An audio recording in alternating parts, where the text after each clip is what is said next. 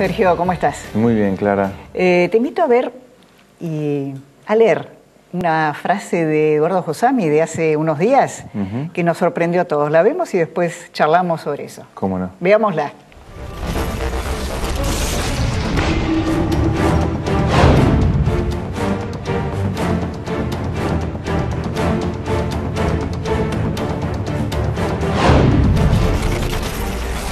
Después dijo, no, yo después dije que esto no sería bueno, pero ¿se equivocó de nombre o estamos exagerando o lo traicionó el subconsciente?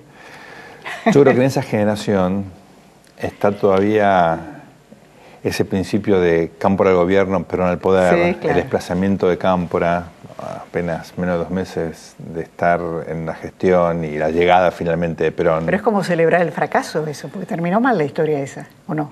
Muy mal. La verdad que conociendo un poco a Josami, es un intelectual claro. prestigioso, creo que fue un error conceptual, él pidió casi perdón.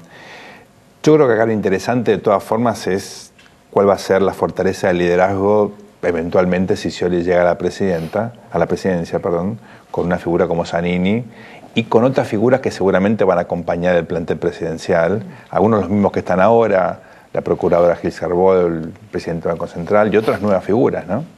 Esa yo creo que es la clave. Que han dicho, yo me quedo, quieren quedarse ellos. Claro.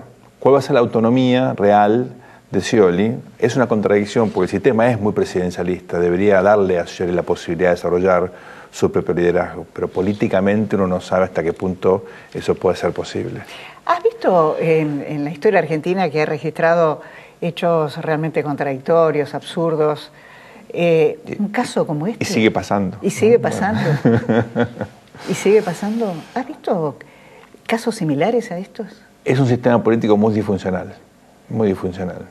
Y yo creo que en los últimos años hemos visto un debilitamiento enorme de los partidos políticos que le ha dado realmente al sistema una imprevisibilidad enorme. De hecho, tenemos un partido político muy hegemónico, este peronismo, en esta conformación ahora kirchnerista, pero el resto del espectro se ha fragmentado y debilitado de una manera muy, muy profunda, y lo que te explica fundamentalmente esta situación casi de...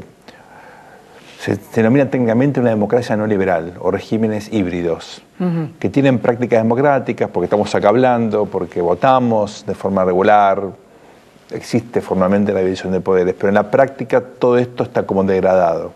Ninguno de estos aspectos fundamentales de la democracia funcionan como por lo menos deberían funcionar, o en algunos países efectivamente funcionan, o como dicen las reglas que deberían funcionar. Y yo creo que Argentina está en una circunstancia como esa.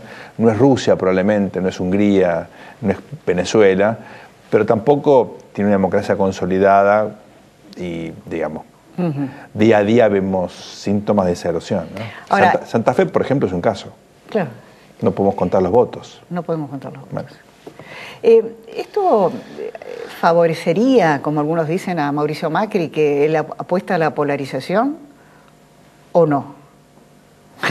Qué pregunta. Mira, Clara, debería favorecerlo. Depende de lo que hace Macri con esta oportunidad. Claro.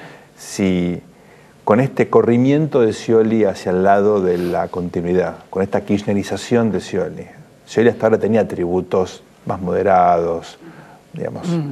Era un político que estaba en el kirchnerismo, pero la gente como que no le creía que era kirchnerista, ¿no?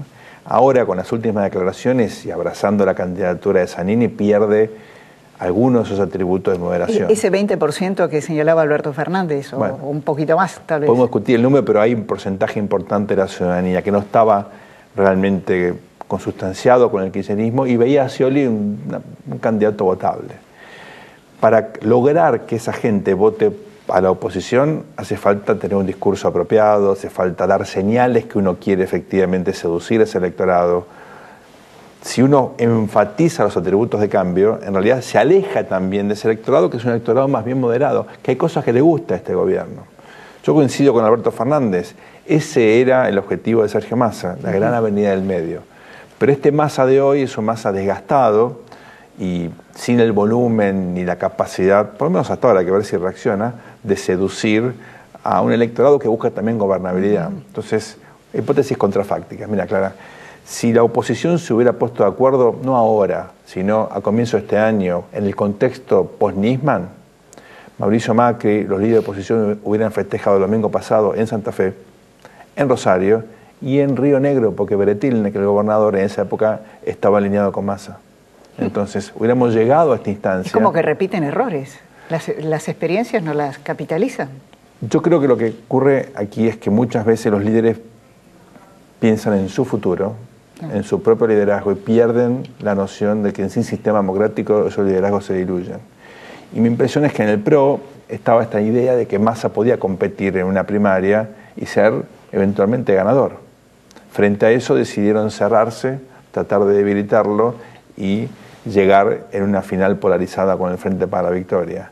Yo creo que lograron llegar en una final polarizada, lo que no estoy seguro que tengan la capacidad efectiva de competir con un partido de estas características.